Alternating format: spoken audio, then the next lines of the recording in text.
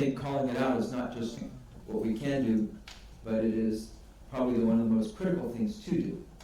In fact, it's very prophetic. If you read about all the prophets in Scripture, their main task was to bear witness to the truth. And I think this is, in many ways, Radwan Masmoudi is bringing us along this prophetic mission to speak the truth. So thank you for your incisive and really profound remarks about the implications of the Gaza genocide on all of us, on Americans and people of the Middle East and the whole region. Next, we have an expert who is a distinguished professor of international relations, College of International Security Affairs from the National Defense University. He will speak on U.S. foreign policy in South Asia, navigating the fault lines of Pakistan, India, and Afghanistan. Please welcome Professor Hassan Abbas.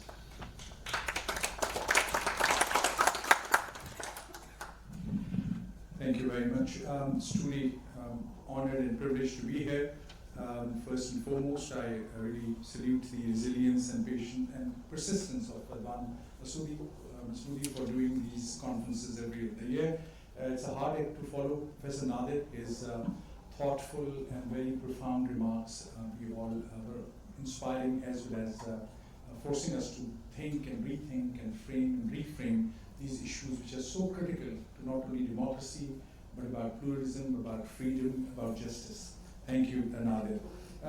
What I hope to do in about next 10 minutes or so is to focus on US policy in South Asia, but looking at democratic norms, democratic performance, the reality on the ground in terms of representative institutions in India, Pakistan, and Afghanistan. Of course, hard to do that in 10 minutes, so what I'll do up front is, first, I'll just give you three highlights of how democracy and the overall developing situation in South Asia can be framed. And then, depending on time, 2 minutes each, I'll go a bit deeper. So in case of Afghanistan, a lesson is extremely important, and I have done a lot of work on that in the region also. I have interviewed lately Taliban leaders as well, and I follow this with a lot of research work. I think there is no other way but to put it that our whole democratic project in Afghanistan had failed. That's been an understatement, failed miserably. And it failed miserably because the leadership or the democratic process that we were supporting, with good intentions, I must add. I've been involved in teaching and training of armed officers and interacting with them. I think the intentions were good, or at least there was some rationale behind it. But at the end of the day, the institutions that we supported in Afghanistan before the rise of Taliban lacked authenticity, lacked credibility. It was built on these tribal warlords. We thought those are the stakeholders you must talk to and deal with. At the end of the day, Taliban are back in the government. I can't say Taliban are very popular. If there's an election today, I seriously doubt if Taliban will win. But they will get some support because in certain areas they will support everyone I'm talking to. And I'm just coming back from Turkey where we had a track 2 with Taliban in Afghanistan in a private academic setting. And it was clear, those who were, they were very reasonable people who were working in the previous Afghan Republic as well. They came from Kabul and all of them said there's peace. Of course, we understand the counter argument, there's peace in the graveyard as well. But the peace in a sense that people can travel, Taliban are adjusting to the new reality. So what this means for US policy, now very little humanitarian aid is trickling. Previously we had trillions of dollars that's spent. It's not a slip of the tongue. There was now, according to new records, it might be $2.5 trillion that was spent in Afghanistan overall. So the crux, the first highlight, you cannot develop, strengthen, facilitate democracy in a way that takes out the credibility and authenticity. And if it is not rooted in indigenous way, I'm not at all saying that there cannot be democracy in Afghanistan. There can be, and that's not the argument I'm making. I'm saying the way we invested in democracy in Afghanistan was counterproductive. One. Secondly, on India, India, I can't say one of the oldest democratic countries, but of course the largest democracy in the world today, known for its constitutionalism, known for its secularism. But where it stands today, it is so clear. It is this internal democratic backsliding which is taking place. Minority rights, especially when it relates to Muslims, and there are about 250 million Muslims in India today, and Christian communities. What they're facing through challenges on freedom of speech, also the rise of the right-wing forces in India are having a deep impact on what democracy in India means and stands for. That we'll come to a bit more later, what that means for US policy, because India, among all these three countries that I'm talking about, is the most important US partner in that region. Third, Pakistan. Of course, Pakistan is a classic case where you can say the civil-military disconnect or civil-military imbalance leading to the creation of a national security state is something that has been impacting or influencing negatively its democratic credentials. I must add, Pakistan is one of the few Muslim countries, if I compare it with many of the Middle East states, nothing in a demeaning sense, but if you compare it with any other country, I think other than Indonesia and Turkey, Pakistan may come out right on the top three, because repeatedly Pakistan had thrown out military dictatorships. There were massive movements in 70-year history where they pushed back on military dominance and asked for democratic credentials. The first Muslim woman to become elected head of a Muslim country as a democratically elected, Benazir Bhutto, was also from Pakistan. So but currently, the most popular political leader in the country, the former prime minister, is in jail, and there are severe, credible allegations of violence and oppression and persecution of all those who are linked with his political party, Pakistan Tehreek-e-Insaf. That is a reality also. So that was the three things I wanted to say up front, but let me go a little deeper, maybe in a minute and a half or 2 minutes each, for each of these countries. Afghanistan. When I was hearing the last panel and I heard the phrase Amir al-Momineen, it reminds me that's what Taliban's new leader, Mullah Akhundzada Hibbatullah, that's what he wants to be called.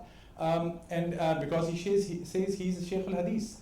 But a lot of his work and his fatwas or edicts and his latest policy statements, many leading Muslim scholars would argue, have absolutely nothing to do with the main core Islamic principles. Whether it comes to girls going to school, he has banned girls from going to school, and they have, despite repeated conversations and pressure and other ways to influence, and I've also heard from Taliban leaders that if a majority of Taliban are asked today whether they want girls to go to school, they would say yes. But Hibatullah's edict is something which is dominating the policy. And there's a big shift. Taliban, in some shape or form, are following a more cruder version of what's happening in Iran, if I may call that. Because Kandahar is where the heart of this clerical regime resides, and the actual government, which is the cabinet ministers, which is in some ways more diverse than what we would have thought. In Kabul is being influenced from Kandahar. But at the end of the day, it's extremely important to revisit what were our priorities. We went into Afghanistan, I think, legitimately for volunteer purposes and etc. etc. That's a strong argument. But whether this state building, and state building still works out in an international relations context, but initially we were calling it nation building. We are in no position to do nation building. And it's impossible in some ways, and it's very demeaning to say to a country which is such a powerful civilization to say we are going to do nation building. So we are learning in our efforts to support democracy. US has a lot to learn, and I think hopefully we are learning a lot.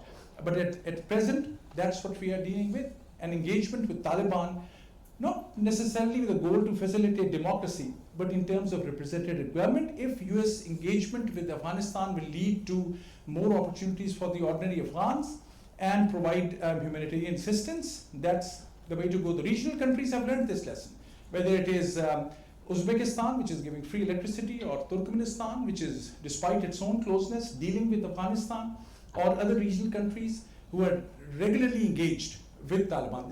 This Taliban, what I call Taliban 3.0, is not what were the Taliban of the 1990s. They are a different group, not democratic, not pluralistic in a sense that we would like to believe, but nonetheless the engagement is important.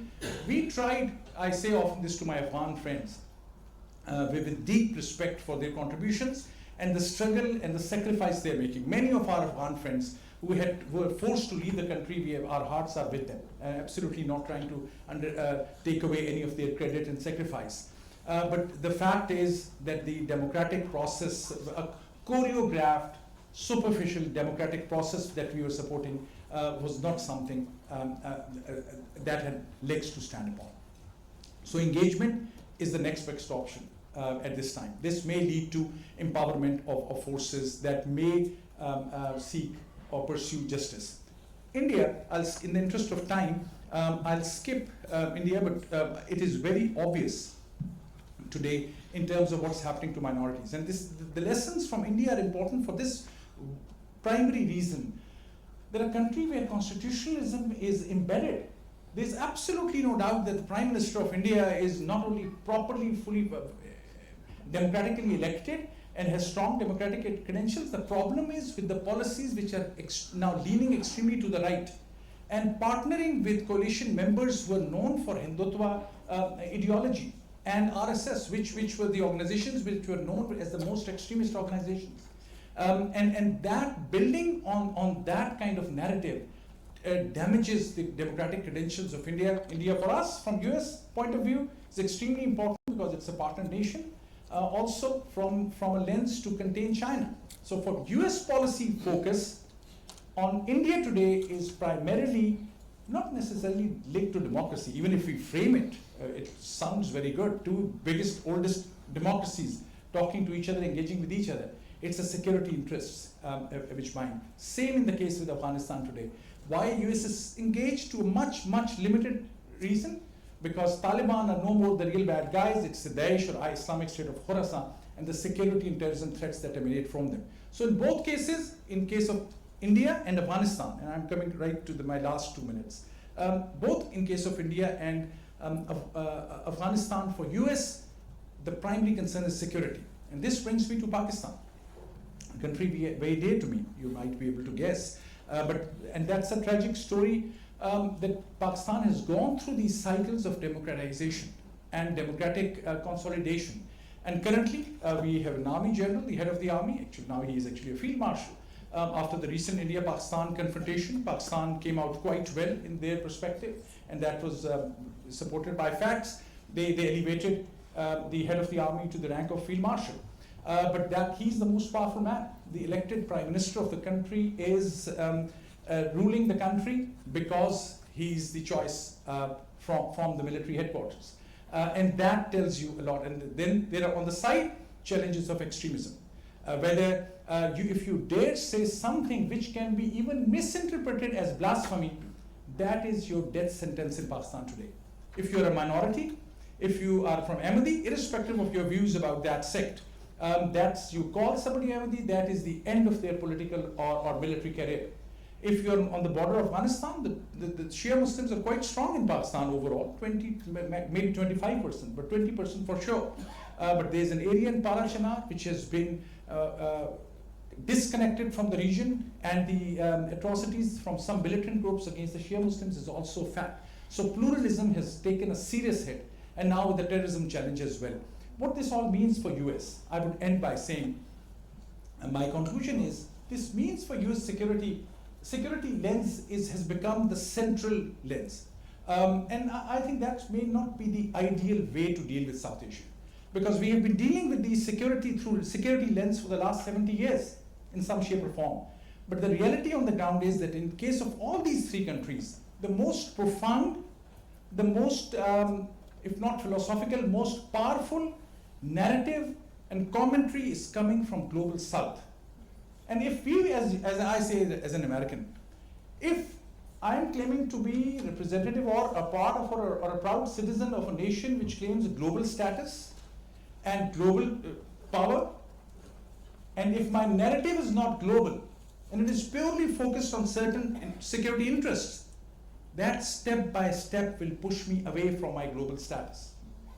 And that's what is so obvious. So for US, in South Asia, in 3 words, if anyone listens to me, I would say India, Pakistan, Afghanistan focus on inclusive governance, focus on regional cooperation, on sovereignty and pluralism.